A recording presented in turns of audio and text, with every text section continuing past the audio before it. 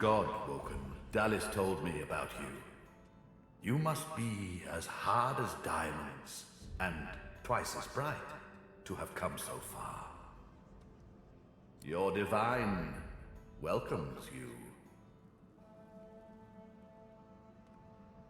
The divine you thought dead lords over the chamber from a granite throne. He moves to speak, but it's Vrederman's voice that next pierces the air. What a twist. Lucian frowns at Vrederman, then bestows a benevolent smile upon you. All that you know of him flashes across the panorama of your mind. I underestimated you, Godwoken. You have proven to be a formidable foe. You have my respect. Respect?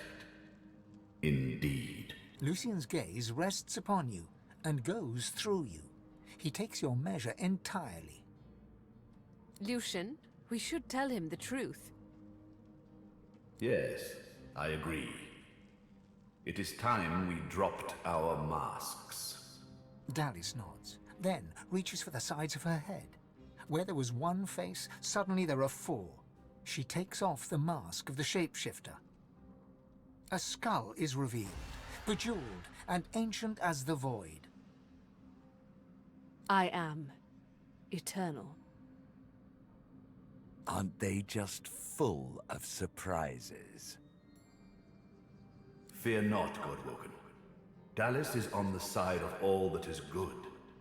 She is helping me rid Rivellon of the influence of the Source. Listen to her. I shall tell you the tale as I told it to Lucian.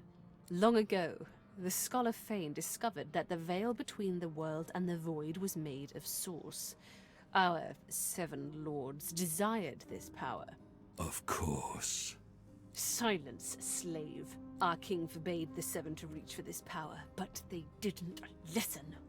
Instead, they rebelled and sent the king and his people into the void. With the Source they stole from the Veil, the 7 created the races so they would have worshippers. During their lives, worshippers collect Source. When they die, the gods feed from them. It's an ingenious system. Our souls are nothing but vats for the Source-hungry gods. The 7 made a mistake. By taking its source, they tore a hole in the veil, and it is through this hole that the void finds its way into our world. The 7's lust for power let in the void. Our goal is to close the hole they created, to restore the Source to the veil. When we are done, there shall be no more Source in the world. Rivellon will be finally free from the gods that enslaved them. My people cannot be allowed to return from the void. They are tarnished. They are voidwoken. They can only bring chaos and death and... There is more, but she hesitates to share it. Then she decides that she must. I was a child when the God King tore my family apart. I was purged of Source and left to rot in a putrid tomb. It was hell. A hell I suffered for the sins of my father. He was the one that betrayed the God King. He was the one that told the 7 the secrets of the Veil. The cruel joke of it all is that the same tomb that housed my tortured body is what sheltered me from the void. Few Eternals escaped that fate. Myself, my mother, and Fane. Yes, Fane is my father. What? No. It can't be. Everything Dallas did. It was all you. Child. Everything I did to fix your mistake. Our people, every purged sorcerer, every dead magister, all those weeping families. They're on your head, father. But now I have revenge. Revenge on the 7 and the God King. Revenge for what they took from me. My life. My people. My mother! The hammer's voice falters and her coolness vanishes. Every crack and rasp betrays her grief. But her next words burn not with sadness, but anger. Did you even look for me? Did you even look for her? Dallis, control yourself. Our purpose transcends your personal wounds. Yes. You are right. Dallas's reasons weren't mine to question. All that ever mattered to me was peace. Peace for Rivellon. Peace for me, whatever the means. And now, we are on the precipice. She sacrificed herself for the betterment of Rivellon. She didn't do it willingly, mind you. Curiosity led her to the tomb. My hunger for source took care of the rest. I presume her bones remain there. And then I took her place. Face rippers are such marvels, aren't they? It didn't take long to realize that Lucian was the key to my vengeance, and I was the key to the salvation of Rivellon. While Dallis sought the Aetheran, I started draining the gods of their source. Slurp, slurp, slurp. One more word from you, and I shall use the leash. I had to hide from the gods. So I had the walls of this crypt equipped with tenebrium and protections put in place. It worked. Everyone, even the gods, thought me dead. As divine, I was created, empowered to stop the void. I was the avatar of the Seven, their strength and their weakness. My bond to them allowed me to drain them of their source. Maggot. I am no slave. With a flick of her wrist, Dallis sends a jolt through Braccus's body. He writhes in pain. Don't worry, he's well under control. He has made a fine servant. Isn't that right? Ingrate. I used him to find the Aetheran. When we're done, I'll release him from his duty and free him from his pain. Until then... Dallis punctuates her statement with another wrist flip. Braccus shudders, but his lips remain curled in a self-satisfied grimace. Yes, in a sense. When the death fog was unleashed, many elves died. With fewer elves to worship him, Teosendilius weakened. This gave the God King his first real foothold back in the world. To strengthen himself, he sent his voidwoken, the remnants of my people, to hunt down the sorcerers seeking to reclaim their source. The voidwoken. Disgusting things. They ravaged the land they touched and infected the air they breathed. They were also an incredible stroke of luck. You see, blaming the sorcerers for voidwoken made them easier to capture. The Aetheran now contains almost all of the source the Seven stole. Soon, we will be able to heal the Veil. The void shall be banished, and I, Lucian the Divine, shall return from the dead. A false divine, of course.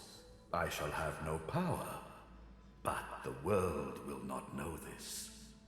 I shall demand peace, and we shall have it. The plan is almost complete. We have made so many sacrifices, Godwoken. All of us.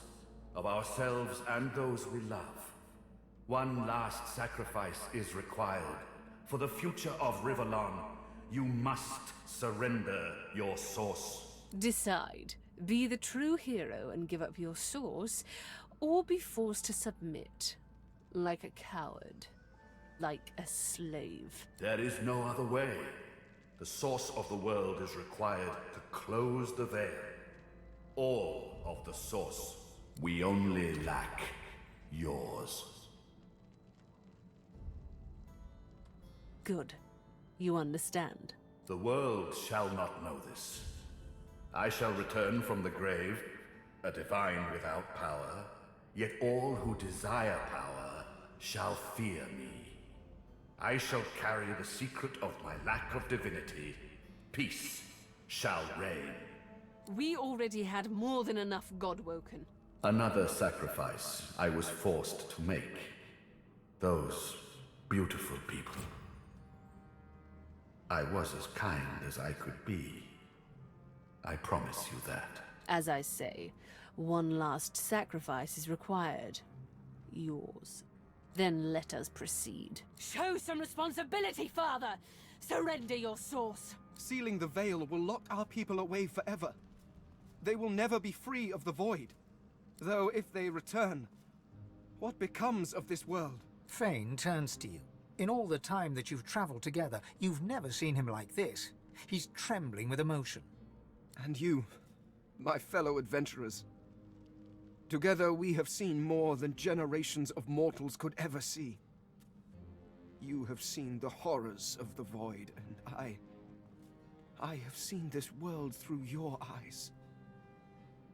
You showed me how beautiful it really was. There is no one else I would trust to make this choice. Whatever you decide, I will follow. You'll be a hero. Everyone will know of the sacrifice you'll make. Your name will be synonymous with the survival of Riverlawn. Don't let them do this to us! I understand. Sacrifice takes courage. But I shall help you. Though it pains me, your sacrifice shall be made for you. Dallas. I'm sorry. You've come such a long way, but there is too much at stake. This is the end.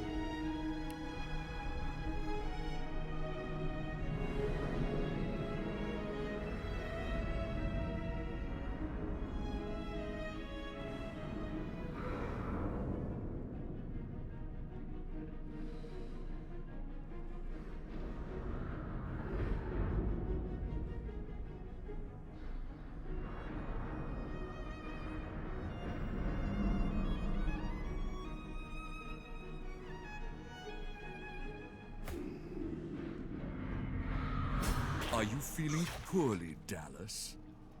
Good. You shall not seal the veil. And now it is time. I call on the God King. Come, claim what is yours. How? What? You are unleashed! Vrederman cackles in delight at this turn of events.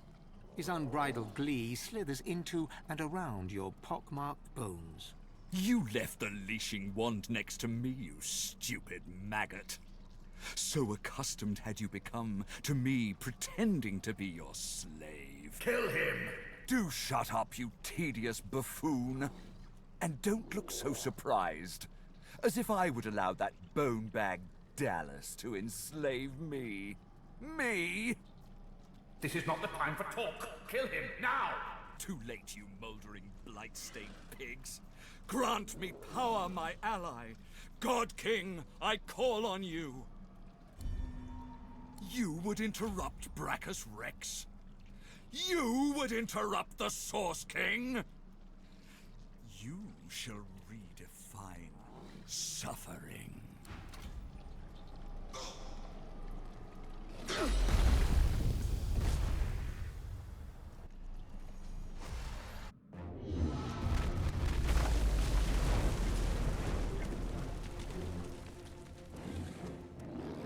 The God King hears my call. He sends a companion worthy of my power. Come to your father. Come to the Source King.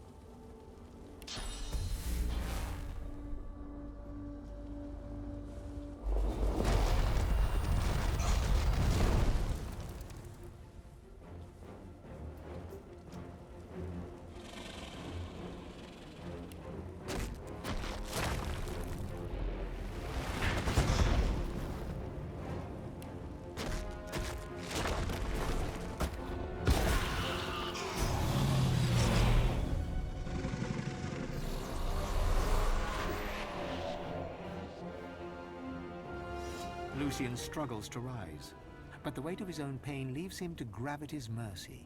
My time is done. But your source burns so bright I'm all but blinded by it.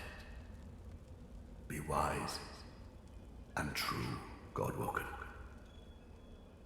I am no hero, but wisdom and truth. These are values I always believed in. Dallis groans in pain. I have failed. The future of all that is rests on your shoulders. Well then, this is, as they say, it. I never dreamed that after all this, I would be standing here with one of your kind, let alone that I would be proud to do so. I cannot imagine someone I would trust more with divinity, including myself. Fane lays a bony hand on your shoulder, squeezing gently. Do you know, I believe you will. After all that you have been through, and all that you have done, all that you have become, the Aetheran lies in front of you. Divinity is yours to take, or to sacrifice. What you do next decides your own fate, and the future of the world. What shall you do with divinity?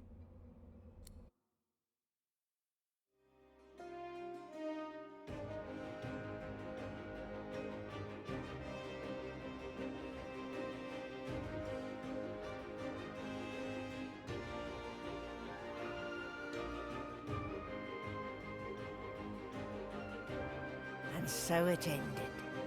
A tale that began with my own ill-fated attempt to rid the world of the Godwoken.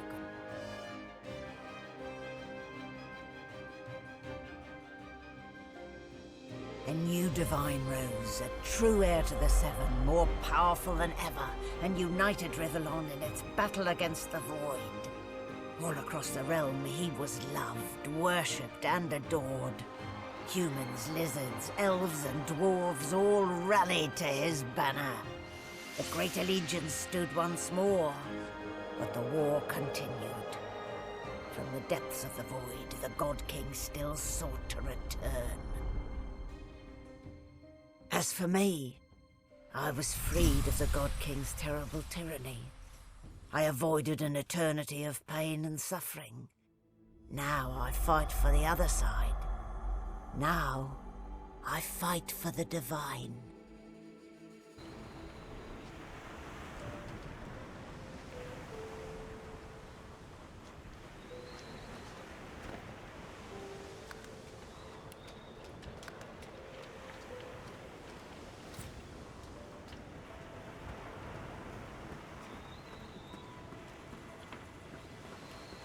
Well, well.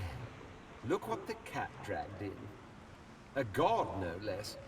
And me in no state to shake hands. Divinity suits you.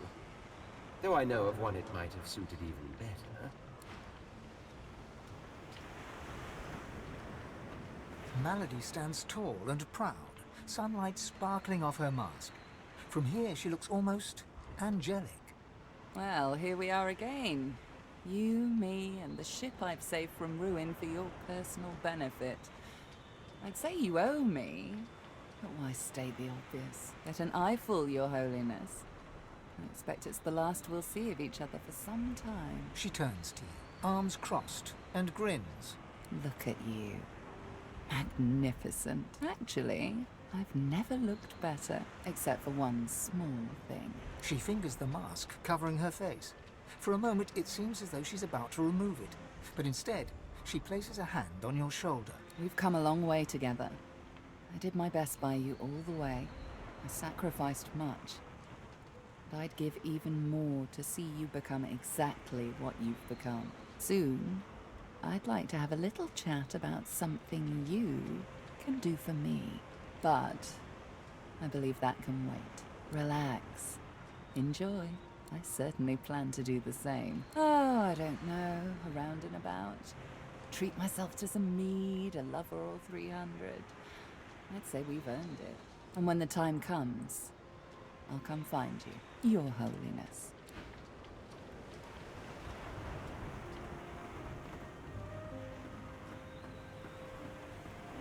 The flaming hatchling bounces and cheeps out of sheer excitement.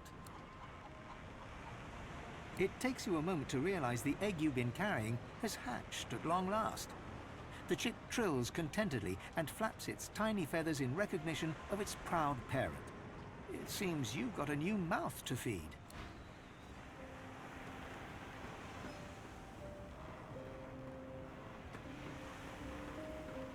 Well, if it isn't the new Divine gracing me with his presence. How honored I am. That is the question, isn't it? How does one top the greatest feat of necromancy ever conceived? I might have the answer to that. Tell me, have you ever heard of Tactician? No, of course you wouldn't. It's a written language, unreadable to most, but myself naturally. It comes from a mysterious race from another world, beings that feed on minds. I intend to seek them out. This Tactician seems to guard portals to their realm. And once I've uncovered one, well, why settle for being the greatest mind in just one world, when there's another for the taking? Tarquin's smirk wilts into a glow. I didn't come all this way to show deference. Some friendly advice. All who rise are capable of falling. Gods, the divine, anyone. Remember where you came from. The last thing this world needs is more tyrants.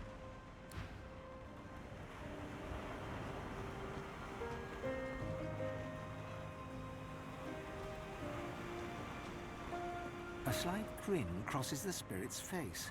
Whether her smile is sincere or not, you can't be sure. I see great potential in our new divinity. I don't expect to be disappointed. Losa winks and curtsies in playful reverence. Her spectral gaze twinkles.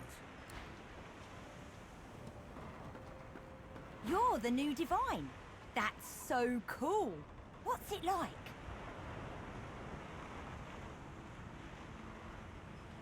Neat! I'll be counting on you. There's also the matter of my payment for all the stuff I've done for you. That'll be... He taps his fingers and mouths silently while he counts, until he arrives at an acceptable figure. 1,300,000 dozen and 50 gold pieces. Now pay up. Oh yeah? What's that?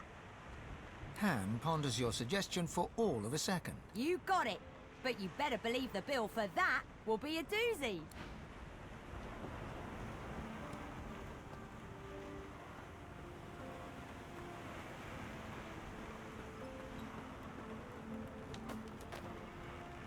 Beast Spirit smiles as you approach, and begins to sing a tune you think vaguely familiar. You hear the wild beast just sails on the ocean, he's docked in the bay and coming your way. Off on the yawn you hear the commotion, he's docked in the bay and coming your way. The cupboard can't hide you, nor can your berth. His daggers don't care about the gold that you're worth. He'll bury your bones neath a mountain of earth. He's docked in the bay and coming your way. He pauses, then continues to hum, all the while working his ghostly whiskers.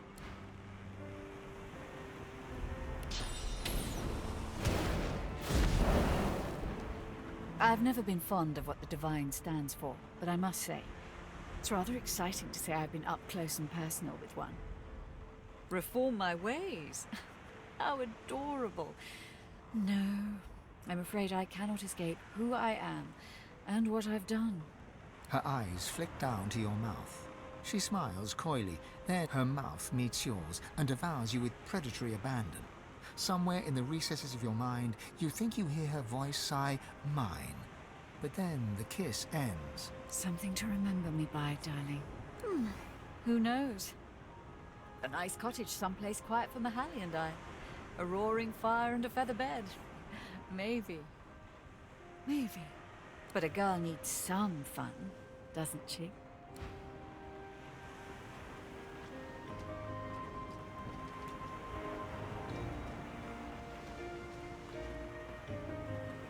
Fane is reading a volume of Cranley Hubert's famous encyclopedia. He leaves through it slowly, muttering to himself. Interesting. His eyes stay fixed on the book as you approach. Fane looks up.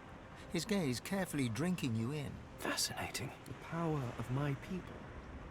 The power of the Veiled. All in one delicate mortal shell. Who could have imagined? The powers of the universe rushing through your body and you feel strange? Heavens no. The skeleton looks back to the book. You can feel the grief radiating from him. I can't help thinking that I could have saved them. That I could have done something. You could have saved them, but you didn't. You made your choice. Don't misunderstand.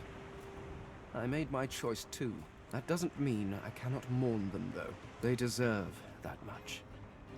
The skeleton hefts Hubert's dog-eared encyclopedia, its weight heavy in his hands. I've been rereading this book, looking over your history once again, poring over every detail with a new perspective, and do you know what? It's shit. Thane tosses the book over his shoulder. It flutters in the air as it sails over the ship's railing and disappears with a faint splash. If you have spent your life staring at a thing, you can write about it with knowledge. You can write about it with love.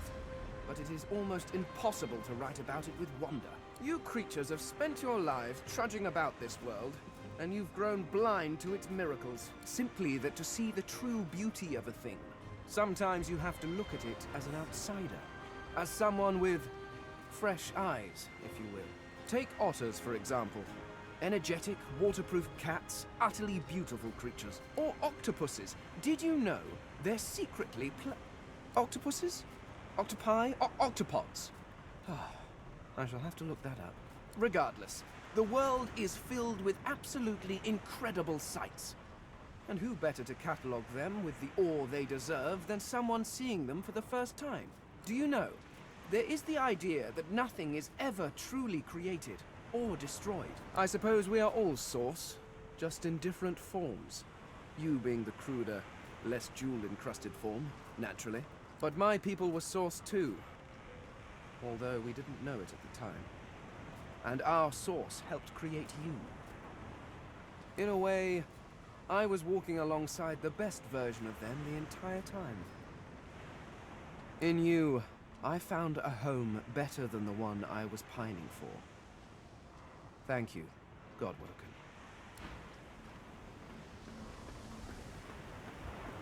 It gives me almost as much pleasure to speak to you as it does to be whole again. I will always be an ally to those that carry Source, to those whose blood is of the heroes of old, and so, as always, I am at the ready. You look out to the endless beyond. The sun's light plays upon the waves, just as it always did. The sails flutter in the wind, just as they always will. And yet, something is different. You are different. And with a start, you realize where you must go next. You speak the command to the Lady Vengeance, and another chapter begins. War raged on. Arx remained the center of power as the races united behind the Divine. But the voidwoken attacks continued as they did elsewhere. Arx would see many more long years of war.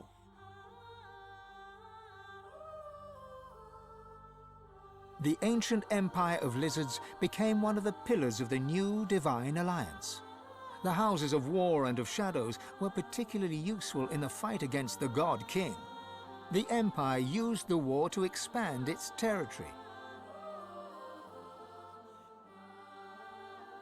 With Justinia dead, the Dwarven Kingdom descended into chaos. But although they did not join the Divine Alliance, many joined the fight against the Void, and did their people great honor in battle and in death. With Lucian gone, the elves reluctantly rejoined the Divine Alliance. Their place in the war on the Void would entirely depend on the integrity of the new Divine. And here and there, across the world, what was left of the Black Ring fought on. The island of Fort Joy remained a sorcerer's paradise. a place of exile for those whose sorcery threatened to bring in the void. For their well-being, its residents depended entirely on the benevolence of the new divine. Reaper's Coast struggled on.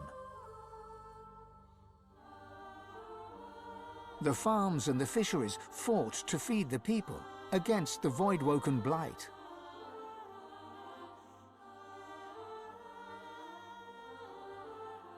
The black pits took fire. The oil there burns still.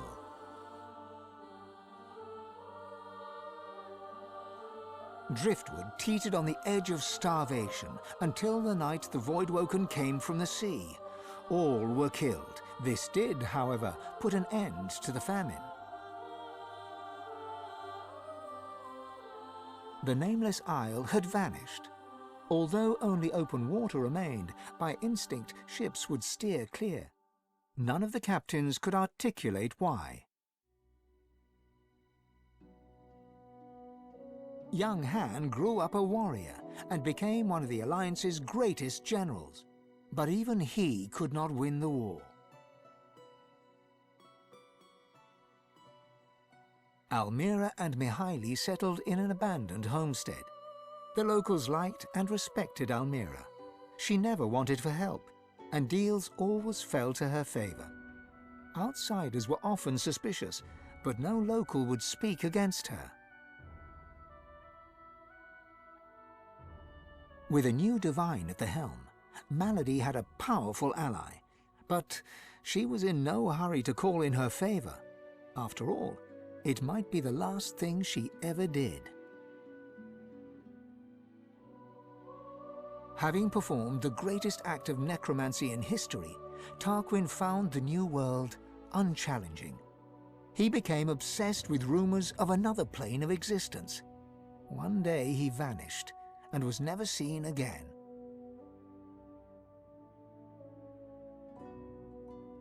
Ahu the wizard served the new divine with honor, wisdom, and an at times unnerving feline elegance. The undead priestess Gratiana remained in her sanctuary, happy to wait for the war to pass. She was troubled only by the silence of her goddess. Jehan the demon hunter never stopped hunting for demons. Sahala sought to strengthen the Elven alliance with the new divine. Her powers of sight proved useful in the ongoing war against the Void, but she could never be sure that the new divine trusted her. Tova, her mother, was Sahala's most trusted warrior.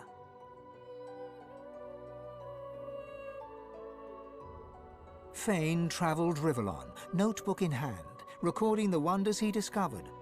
He kept a socket peeled for signs of the Eternals, hoping to find the wife he had lost.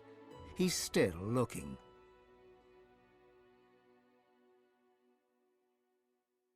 And then there was you.